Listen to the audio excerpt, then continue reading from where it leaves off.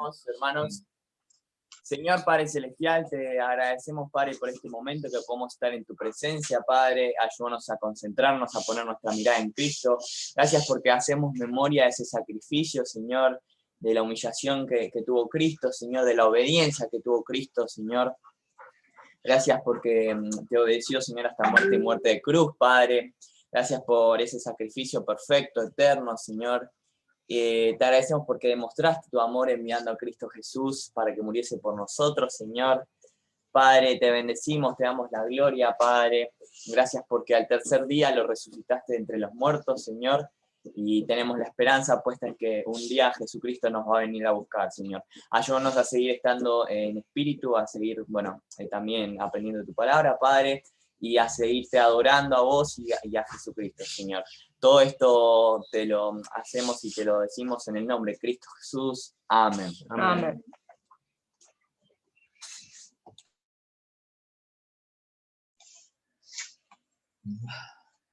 A ver. Sí. Bueno, iniciamos esta reunión con un salmo muy precioso que nos invita a alabar al Señor y nos hace recordar las cosas que Él hizo por nosotros, ¿no? Pues fíjense que allí no hay ninguna queja del salmista. Nosotros vivimos quejándonos de las cosas que nos faltan. Siempre vemos el vaso medio vacío, ¿no? La parte que nos falta. Pero acá el salmista está viendo todo lo que el Señor le dio, todo lo que le proveyó.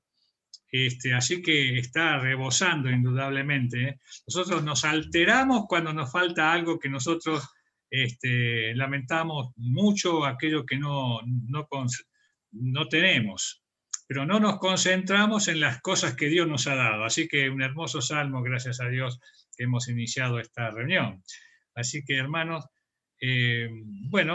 vamos a leer en Romanos, la epístola a los Romanos. Yo considero que la epístola a los Romanos, después de los evangelios, es la más trascendente para el redimido. Sin los evangelios no podríamos tener la Biblia. Podríamos tener los evangelios, pero no tener el resto, pero tener el resto y no tener los evangelios ya sería terrible.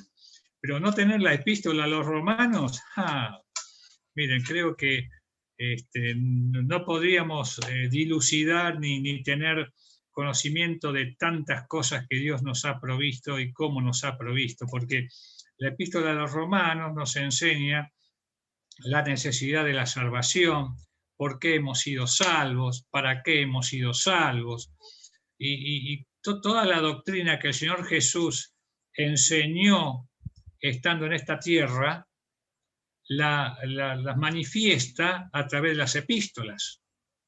Ustedes saben que todo lo que dice la Biblia tiene la misma autoridad que lo que dijo el Señor Jesucristo cuando estaba acá en la tierra. Ustedes vieron que en muchas Biblias la palabra del Señor Jesús está en rojo cuando le habla al Señor Jesús, y el resto no. Entonces hay personas que le dan más trascendencia a esa parte que al resto. Dicen, no, el Señor Jesús dijo esto como si fuera más importante eso. No, todo lo que dice la Biblia, todo tiene el mismo nivel de importancia o trascendencia, porque los apóstoles, como los profetas, cuando hablaron, era el Espíritu de Cristo que estaba en ellos. Así que es la misma palabra de Dios, tanto la que dijo el Señor Jesús cuando estaba en la tierra como cuando estaba en la gloria, ¿no? Tiene la misma autoridad, porque es la palabra del Señor, la misma palabra. Así que lo que pasa es que el Señor Jesús esbozó las doctrinas, por ejemplo, de la iglesia. Él anunció en los evangelios la formación de la iglesia. Y en las epístolas tenemos ampliado y tenemos pormenorizada todo el propósito y el proyecto que el Señor Jesús tiene con ese cuerpo que es la iglesia. Así también pasa como con el tema de Israel y todo, ¿no es cierto? Así que tiene toda la misma trascendencia. Se suele decir que la Biblia es un anillo precioso, una joya preciosa, ¿no? Pero si dentro de esa joya hay algo que es un diamante, por así decirlo, central, es la epístola a los romanos. Muy trascendente, muy importante. Y dentro de esa epístola hay un capítulo que es central, está en el medio justo, porque Romanos tiene 16 capítulos, y es el capítulo 8, capítulo 8, porque Pablo acá nos está mostrando la lucha que hay entre la carne y el espíritu. Por eso a veces flaqueamos, a veces estamos más fuertes. Bueno, ¿qué pasa? Ahí está la lucha entre la carne y el espíritu, y a veces dudamos, y a veces estamos fuertes, estamos bien. Bueno, es una lucha que tenemos en este mundo hasta que el Señor nos lleve y nos quite toda esta naturaleza humana que todavía tenemos, ¿no? Y bueno, Pablo hasta ahora, hasta el capítulo 7 inclusive, ha estado discutiendo sobre varios puntos. Por ejemplo, ¿por qué necesita el pecador ser salvo? ¿Qué les parece? Entonces Pablo viene a escribir, viene a decir por qué somos pecadores y después por qué necesitamos la salvación. Y bueno, necesitamos la salvación por causa de la condenación, porque si no vamos a la condenación. Hay otra pregunta que hace Pablo hasta el capítulo 7 inclusive. ¿Cómo se salva el pecador? Es otra pregunta que responde en esta primera parte de Romanos. Y se salva mediante la justificación que es en Cristo. Solamente en Cristo, es justificado. Así que la persona se salva en Cristo. Después, ¿qué sucede después que el pecador ha sido salvado?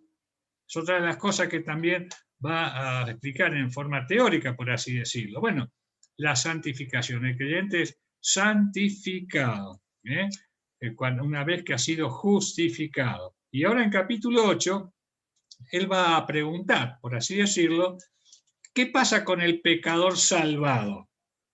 ¿Está seguro? ¿Está preservado? Sí, está asegurado. Esa es la respuesta que da Pablo en capítulo 8. El pecador salvado está preservado, está asegurado.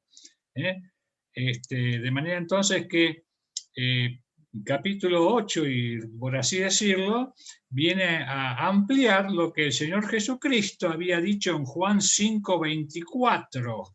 Y yo les recuerdo lo que dijo el Señor Jesús en Juan 5:24.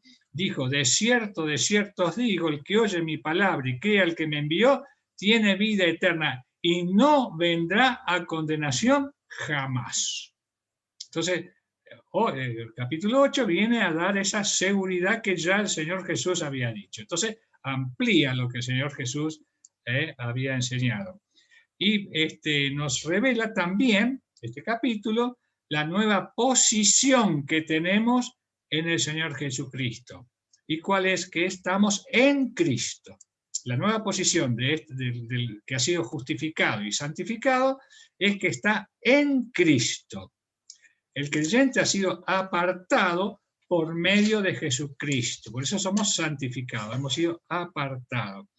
De manera entonces que el creyente puede ahora estar tranquilo que ha cumplido las demandas de la ley porque Cristo la cumplió en nuestro lugar. ¡Qué maravilla! Y nosotros venimos esta mañana a recordar eso. El cumplimiento de la obra de Cristo fue la satisfacción que se necesitaba delante del Padre para ser justificados y santificados. Y a los que justificó y santificó, ¿saben qué lo que hizo? Los glorificó. ¡Qué maravilla! Es la obra completa, perfecta, en la cruz del Calvario. Y a través de su resurrección. Y que Él la cumplió por nosotros. Así que Pablo va a decir que, y nos va a decir que ya no hace falta más nada. Que el pecador ya cumplió con las demandas de la ley. No hace falta. ¿Por qué? Porque las cumplió Cristo por nosotros. Así que no hay condenación, vuelve a decir él, para los que están en Cristo Jesús. Y vamos a leer capítulo 8, verso 1 y 2, primeramente. Ahora pues ninguna condenación hay para los que están en Cristo Jesús, los que no andan conforme a la carne, sino conforme al Espíritu. Porque la ley del Espíritu de vida en Cristo Jesús me ha librado de la ley del pecado y de la muerte. Porque lo que era imposible para la ley, por cuanto era débil por la carne, Dios, enviando a su Hijo en semejanza de carne de pecado y a causa del pecado, condenó al pecado en la carne de su Hijo, ¿cierto? Y verso 14, dice, verso 14, porque todos los que son guiados por el Espíritu de Dios, estos son hijos de Dios, pues no habéis recibido el espíritu de esclavitud para estar otra vez en temor, sino que habéis recibido el espíritu de adopción, por el cual clamamos, Abba Padre. Abba es una expresión aramea, quiere decir papi, papá. Abba Padre. Verso 16. El Espíritu mismo da testimonio a nuestro espíritu, o sea, el Espíritu Santo, da testimonio a nuestro espíritu, que somos hijos de Dios. 17. Y si hijos, también herederos, herederos de Dios y coherederos con Cristo, si es que padecemos juntamente con Él, para que juntamente con Él seamos glorificados. Verso 18. Pues tengo por cierto que las aflicciones del tiempo presente no son comparables con la gloria venidera que en nosotros ha de manifestarse, porque el anhelo ardiente de la creación es el aguardar la manifestación de los hijos de Dios, porque la creación fue sujetada a vanidad, no por su propia voluntad, sino por causa del que la sujetó en esperanza. Bueno, yo no sé si alguno de ustedes alguna vez recibió una herencia. Todos sabemos qué significa una herencia, pero no sé si la han disfrutado, si han tenido la oportunidad de lo que es una herencia, que es recibir una herencia. Puede ser dinero, puede ser una fortuna importante, o puede ser algún bien que no es algo que no esperábamos. Recibí una herencia, qué fantástico, ¿no? Ahora, acá Pablo está medio, los pasajes que hemos leído, los términos que hemos leído, está dando, por así decirlo, una acentuación a esa herencia que hemos recibido los creyentes. ¿Cuál es la herencia de los hijos de Dios? ¿Cuál es la herencia de los hijos de Dios? ¿Qué contiene esa herencia? ¿Qué tiene? ¿Qué provee esa herencia? Bueno, yo no he leído otros pasajes, pero ya lo he indagado, por supuesto. Lo primero que recibimos los hijos de Dios como herencia, dice la Biblia, es ver al Señor. En Apocalipsis, por ejemplo, no lo busqué, pero Apocalipsis 22:4, bueno, si lo quiere buscar, dice que veremos su rostro. Es lo primero lo que vamos a hacer los creyentes cuando estemos en la presencia de Dios. ¿Cuál es lo primero que vamos a ver? Lo primero que vamos a percibir, ya está ahí, el rostro del Señor. Y dice que Él pondrá en nuestras frentes su nombre, como si fuera un sello, ¿no? El nombre del Señor. Así que lo primero que contiene esa herencia es que estemos hombres. O sea, que eso nos habla de la perfecta comunión que vamos a recibir y tener para siempre con el Señor. Y por supuesto, juntamente con la presencia del Señor, con ese nombre escrito en nuestras frentes, como le dice Apocalipsis 22:4, vamos a disfrutar de su presencia, pero al mismo tiempo de todas esas glorias celestiales que Él ya tiene. Así que vamos a disfrutar de todas esas cosas. Y como dice Apocalipsis 3:21, allí en la iglesia Laodicea, que es una de las iglesias es la iglesia más tibia que hay, más fría, dice que al que venciere le daré que se siente conmigo en mi trono. ¡Qué maravilla! Fíjense la herencia que el Señor nos provee, estar con Él en su presencia y sentarnos en el trono. De las 7 iglesias, que habla ahí Apocalipsis, los 3 primeros capítulos, capítulo 2 y 3, el premio, por así decirlo, o el lugar más privilegiado que encontramos de todos los vencedores, está aquel que se va a sentar con Él en su trono. ¡Qué maravilla! Así como yo me he sentado en el trono con mi Padre, yo le daré a aquellos se sienten conmigo en mi trono. ¡Qué maravilla! Así que vamos a estar reinando con el Señor. Y Él dice, para siempre, en su trono, al lado de Él, va a compartir su trono con nosotros, para siempre. También nos habla, no lo vamos a ir buscando porque ya ustedes lo conocen, que vamos a recibir un cuerpo nuevo. Así, claro, para estar en la presencia de Dios tenemos y ver la manifestación de su gloria, todo vamos a tener que tener un cuerpo nuevo. Así que vamos a tener todo nuevo. Un cuerpo nuevo, transformado, todo nuevo. Un nombre nuevo, una casa nueva. Porque el Señor dijo que en la casa de mi Padre muchas moradas hay, vos puedes prepararlo. Una casa totalmente nueva. Ahora, ¿cómo será el carácter de todo eso? ¿Cómo será la formación de todo eso? Bueno, la Biblia nos habla, primera Pedro nos habla que está reservada en los cielos. O sea, no es acá en la tierra eso, pero ya tenemos la escritura. La escritura esa es el Espíritu de Dios en nosotros. Ya tenemos la seguridad. Lo que hacemos es poseerla allí en los cielos. Y dice Pedro, en su primera Pedro 1.4, un versículo que ustedes conocen muy bien, dice que es incorruptible esa herencia que hemos recibido. ¿Qué quiere decir? Que es imperecedera, no se envejece. Es incontaminable, que está siempre intacta, no se altera. E inmarcesible, que siempre está permanente. Son como si fueran sinónimos, pero para reforzarnos la característica de esa herencia da estos tres términos. Es imperecedera, es intacta y permanece para siempre.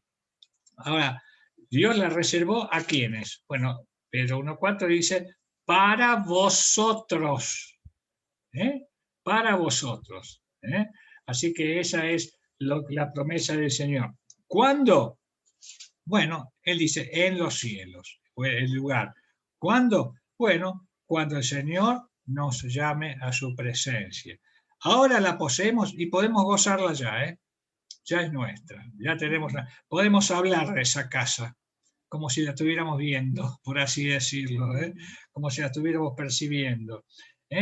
Y bueno, porque la misma creación, acá le hemos leído verso 20 y 21 no lo hemos leído, pero dice que la creación gime, o sea, no solamente nosotros estamos aguardando que todo esto sea transformado, todo lo que el pecado tocó, todo lo alteró, el pecado alteró todo. Entonces, estamos aguardando nosotros y la misma naturaleza creada por Dios, estamos aguardando ese día para que se cumpla realmente todo esto que el Señor nos ha otorgado. Y justamente la tranquilidad y la seguridad que nosotros tenemos es que quien otorga eso, quien promete eso es Dios mismo. Esa es la tranquilidad. La razón de que Dios es el que la otorga es la tranquilidad que nosotros tenemos. Porque la Biblia dice, Dios que no miente, sabe que uno de los imposibles de Dios es que Dios muera. Dios es imposible que muera. Entonces, como Dios no muere nunca, entonces esa herencia la tenemos permanente. Y como Dios la ha prometido y como Dios no miente, entonces tenemos esa tranquilidad. Él la provee, Él la suple, porque es el creador de todo y el proveedor de todo. Así que tenemos esa tranquilidad. ¿Y cómo es que Él la provee? Bueno, porque la justicia de Cristo satisfizo la demanda del Padre. Así que ya está satisfecho. Lo que el Padre agrada, eso hago siempre, dijo el Señor Jesús, ¿no es cierto? Y Dios aprobó al Señor Jesucristo, la obra del Señor Jesucristo, resucitándole de entre los muertos. Eso es la manifestación de la aprobación de Dios de la obra de Cristo. Como nosotros estamos en Cristo, entonces no hay más condenación para los que estamos en Cristo. Así que somos herederos, pero como dice el versículo 17 que hemos leído, coherederos. Así que nos dio el trono para sentarnos al lado con Él, así que somos coherederos de toda la gloria celestial. Además, es una razón natural, porque por filiación ya somos hijos de Dios. Así que como hijos de Dios, esa filiación natural de adoptados, y no solamente de adoptados, sino que tenemos la naturaleza de Dios. No es como una vez vamos a hablar sobre lo que es la adopción civil y la adopción de Dios. Hay un paralelismo, pero también una diferencia. El que adopta a un hijo, acá en la tierra, no le puede dar su naturaleza. Le puede dar su nombre, su apellido, pero no la naturaleza. ¿No es cierto? Entonces, puede heredar las cosas del que nuestro hijo adoptado. Pero acá ocurre que Dios, la diferencia de la adopción que Dios tiene con nosotros es que nos dio su naturaleza propia. O sea, somos hijos naturales de Dios. Adoptados, pero la naturaleza es de Él. O sea que tenemos esa naturaleza propia del Padre Celestial, porque Él la proveyó. ¿Cuál es esa naturaleza? El Espíritu Santo. No una partecita, no un poquito a cada uno. No, Él nos dio la naturaleza total de Él, del 100%. Por eso dice coherederos en conjunto con nuestro Salvador, como dice verso 17. También la palabra coheredero ustedes la van a encontrar en la concordancia en 2 lugares más. Dice que las hermanas son coherederas con nosotros, así que las hermanas también van a ir al cielo, no porque nosotros vamos al cielo, sino que habla en otra relación, ¿no es cierto? Coherederas con el hombre, ¿no es cierto? Tenemos la misma herencia. Y bueno, también habla en Efesios, habla del pueblo de Israel y después de la iglesia, dice que son coherederas uno con el otro. ¡Qué maravilla! ¿eh? Ustedes saben que estamos haciendo unos audios del pueblo de Israel. Bueno, el pueblo de Israel también, nosotros somos coherederos con el pueblo de Israel juntamente. Así que qué maravilla.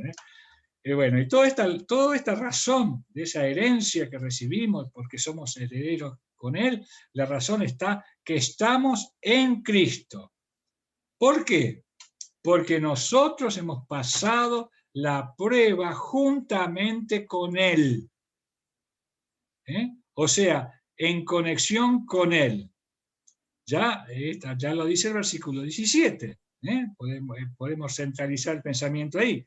Y si hijos, también herederos de Dios y coherederos con Cristo, si es que padecemos juntamente con Él. ¿Padecemos juntamente? Sí, ya hemos padecido. Si es que lo da como una opción, no, pero en realidad la traducción no es una posibilidad, sino que es una acción conjunta de haber sido padecidos con Él. Y seremos glorificados con Él. En 2 Timoteo, capítulo 2, Pablo va a decir también, si sufrimos con Cristo, si padecemos con Él, también reinaremos con Él. Ahí va también a dar esa misma enseñanza. Así que, queridos hermanos, como conclusión, la expectativa es confiable de que vamos a ser herederos y que somos herederos. ¿Por qué? En vista que Él vive, dijo el Señor Jesús, vosotros también viviréis. Así que, ¿cuántas promesas? No sé si una vez se contabilizó en la Biblia que hay 7.000 y pico de promesas, o sea, alguien se puso ahí a contarlas, como 7.000 y pico de promesas. Pero recuerda que yo solía decirle a usted que hay una que no podemos olvidar, que es la más trascendente, Juan 2:25, ¿no es cierto? Que esta es la promesa que Él nos ha dejado, la vida eterna, la vida eterna. Y bueno, y no olvidemos la última promesa, ahí está, ya que estamos hablando de promesa, la que no debemos olvidar es que nos dio la vida eterna. Y la última promesa que hay en la Biblia, ¿cuál es? He aquí, yo vengo, el que da testimonio de estas cosas, dice el Señor Jesús, dice, he aquí, yo vengo presto, ciertamente vengo en breve. Está en la última, en el capítulo 22, verso 20. ¿Y la primera? ¿Cuál es la primera promesa que hay en la Biblia? Génesis 3:15. Que vendría el que aplastaría a la serpiente, o sea, a Satanás. La promesa del Señor Jesús, que vendría a la tierra. ¿Vino? Sí. ¿Cumplió la obra? Sí. Así que si cumplió esa, va a cumplir todas las demás también. Así que tenemos esta tranquilidad, esta seguridad. Todo en virtud de estar en Cristo. Y el propósito de nuestra reunión en esta mañana justamente es que la obra de Cristo se centra en la cruz. Y la cruz es el cumplimiento de todas las promesas del Señor. Que el Señor les bendiga.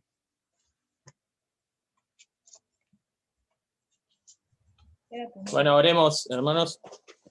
Padre Celestial, te agradecemos por este momento, te damos gracias por esta esperanza que tenemos de que un día tu Hijo amado nos va a venir a buscar. Te agradecemos por esta herencia incorruptible, inmarcesible, eterna, Padre, que podemos ya desde ahora disfrutar sabiendo de que es nuestra, desde el día que nos arrepentimos de nuestros pecados y tenemos esta esperanza puesta en los cielos. Padre, que nuestra mirada nunca deje de mirar a tu Hijo amado, el Señor Jesús, Padre, porque esa es la manera para poder transitar esta vida, teniendo puesta nuestros ojos en nuestro Salvador, el Señor Jesús, y de esta manera, en esta hora, adoramos su santa persona, adoramos su santo nombre, Padre, y venimos aquí a celebrar y a recordar.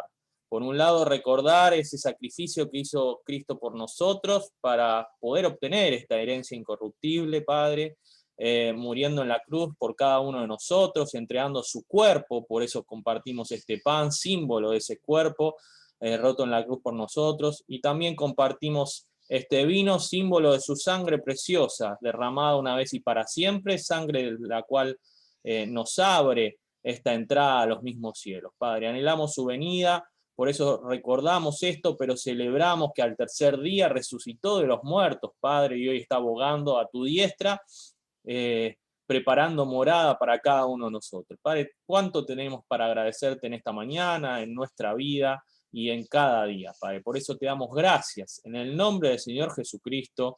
Amén.